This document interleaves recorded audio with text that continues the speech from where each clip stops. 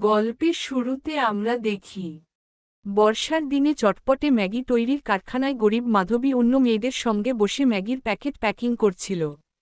হঠাৎ সুনিতা বলল, আরে বাহ মাধবী, এই 2 মাসেই তোর হাত তো একদম পাক্কা হয়ে গেছে। এখন তো পুরনো মেয়েদের মতোই প্যাকেট বানাচ্ছিস। এবার শেঠকে বলবি বেতন বাড়াতে। সুনিতার কথা শুনে মাধবীর মনটা একটু খারাপ হয়ে গেল, কারণ মোটা রাম শেঠ তাকে মাসে মাত্র 4,000 টাকা দিত। তবুও মাধবী মন দিয়ে কাজ করত, মনে মনে ভরসা ছিল, আমার কাজ দেখে একদিন না একদিন শেঠ বেতন বাড়াবেই। কাজ করতে করতে কখন যে 8-9 ঘন্টা কেটে যায় বোঝাই যায় না।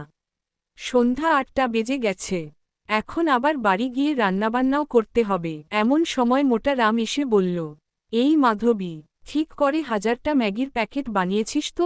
মাধবী মাথা নুইয়ে বলল, জি শেঠজি, 1000-এরও বেশি বানিয়েছি, চাইলে গুনে দেখুন। তখন আরেক মহিলা বলল, শেঠজি, আজ মাধবী কিন্তু 1000 না, 2000 প্যাকেট করেছে। এখন ও আমাদের সমান কাজ করে, ওকেও পিস অনুযায়ী টাকা দেওয়া উচিত। শেঠ বিরক্ত হয়ে বলল, আরে বাড়াবো, এখনই তো না, দিওয়ালি এলে বাড়াবো।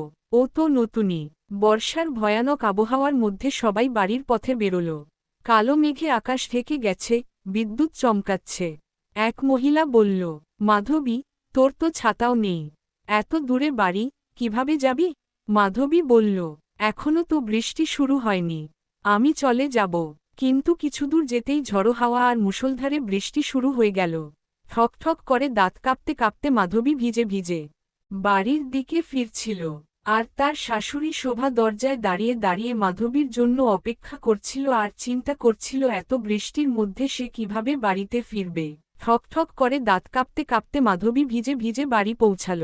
দরজায় দাঁড়িয়ে ছিল শাশুড়ি শোভা। ভগবানকে হাজার ধন্যবাদ, তুই ঠিকঠাক পৌঁছেছিস, খুব চিন্তায় ছিলাম। শোভা বলল, 2 মাসের বেতন ঘরখরচে দিয়ে দিলি, কিন্তু নিজের জন্য একটা ছাতা পর্যন্ত কিনলি না। মাধবী শান্ত গলায় বলল, মা, সবার পেট ভরানো আগে দরকার ছিল। তার শাশুড়ি শোভা আবার বলল, এ বাড়িতে বউ হয়ে আসার পর থেকে নিজের জন্য কিছু তো করলি না, সারাক্ষণ সংসারের কথায় ভেবে যাচ্ছিস তুই। নিজের জন্য একটা ছাতা কিনলে তো পারতি। এটা শুনে মাধবী বলল, আমি তো আর একাই কষ্ট করি না, আর বৃষ্টির দিন তো শেষের দিকেই প্রায়ই, ছাতা না কিনলেও চলবে।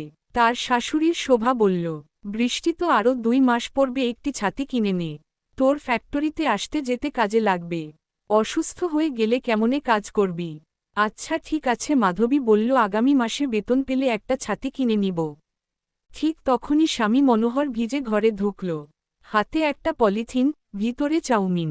চাউমিনের ব্যাগ দেখিয়ে মনোহর বলল, এটাতে সব রকমের উপকরণ আছে চাউমিন বানানোর জন্য। মাধবী রান্না করে যাই, পেঁয়াজ কাটে, সবজি কাটে, চাউমিনগুলা তেলে ফ্রাই করে, প্লেট ভর্তি করে সবার কাছে নিয়ে আসে। তাছাড়া তো অনেক খুশি হয়ে যায়। বাচ্চারা খুশিতে লাফাতে লাগল, কিন্তু চাউমিন নিয়ে ভাইবোনদের ঝগড়া লেগে গেল।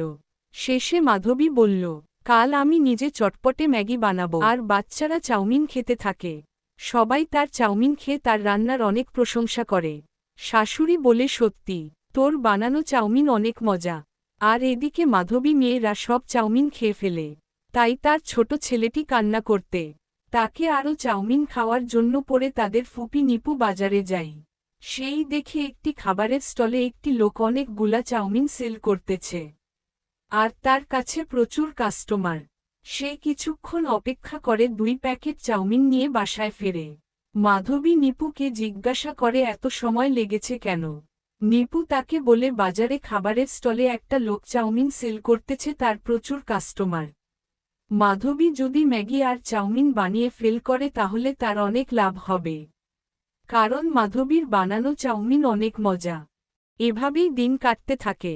একদিন সকালে মাধবীর মেয়ে তাকে বলে, মা, আজকে না ফ্যাক্টরি থেকে অনেকগুলা ম্যাগির প্যাকেট আনার কথা। মাধবী বলে, ও আমি তো ভুলেই গেছিলাম, আজকে তো আমার বেতন দেওয়ার কথা। সে তার মেয়েকে বলল, আচ্ছা ঠিক আছে, ফ্যাক্টরি থেকে আসার সময় অনেকগুলা ম্যাগির প্যাকেট নিয়ে আসব। এই বলে মাধবী তার কাজের জন্য বাসা থেকে বের হয়। সে রাস্তায় নেমেই দেখে অনেক বিদ্যুৎ চমকাচ্ছে, সাথে বৃষ্টিও পড়ছে। কিন্তু সে হাঁটতে হাঁটতে ফ্যাক্টরির দিকে যেতে থাকে, ঝড় বৃষ্টির তোয়াক্কা না করেই। কারণ সে ভাবে আজকে যদি সে টাকা পায় তাহলে কিছু ভালো মন্দ বাজার করবে। তারপর সেই ফ্যাক্টরিতে সারা দিন কাজ করে। কাজ শেষে মালিক তাদের সবাইকে মাসিক বেতন দিচ্ছিল। সবাইকে সবার টাকা বুঝিয়ে দেয়, কাউকে 8,000, কাউকে 10,000। কিন্তু মাধবীর বেলায় টাকা দেওয়ার সময় শেঠজি তাকে মাত্র 4,000 টাকাই দেয়। তাই মাধবী প্রতিবাদ করে ওঠে আর বলে, শেঠজি, আমি তো 2 মাসের চেয়েও বেশি হয়ে গেছে কাজ করছি। আমি তো প্রতিদিন 2,000 প্যাকেটের বেশিও ম্যাগি পড়ি। তারপরেও কেন আপনি আমাকে 4,000 টাকাই দিলেন?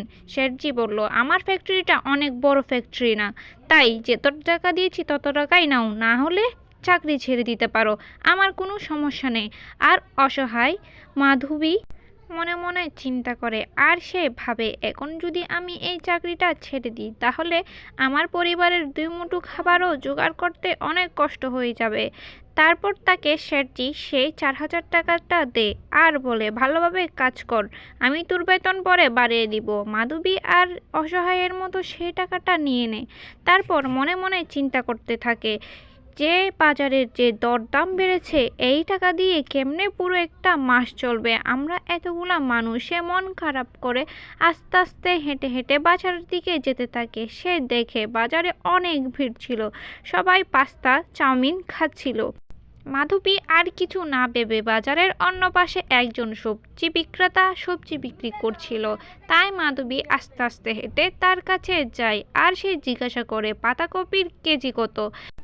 সবজিওয়ালা মাধবীকে বলে, পাতাকপি এটা 40 টাকা, এটি 50 টাকা, আর আমার সব সবজি অনেক টাটকা। মাধবী তাকে বলে, অন্য দোকানে তো পাতাকপি 20-30 টাকা করে সেল করছে, আপনি এত দাম বলছেন কেন? সবজিওয়ালা তাকে বলে, না আপা, এটা অনেক টাটকা সবজি, তাই এটার একটু দাম বেশি। মাধবী আর তার সাথে তর্ক বিতর্ক না করে আরও কিছু সবজির দরদাম দেখে তারপর সে সামনের দিকে হেঁটে যায় আর একজন সবজিওয়ালির কাছে সে কিছু সবজি নিতে দাঁড়ায়। দাঁড়ানোর পর সে দেখতে থাকে সবজিগুলা, আর সবজিওয়ালি তাকে বলে, আমার সবজি সবগুলাই টাটকা আর অনেক সস্তাও, আপা আপনি চাইলে নিতে পারেন। আমার সবজি পাতাকপি 20 টাকা, টমেটো 25 টাকা, বেগুন 40 টাকা করে।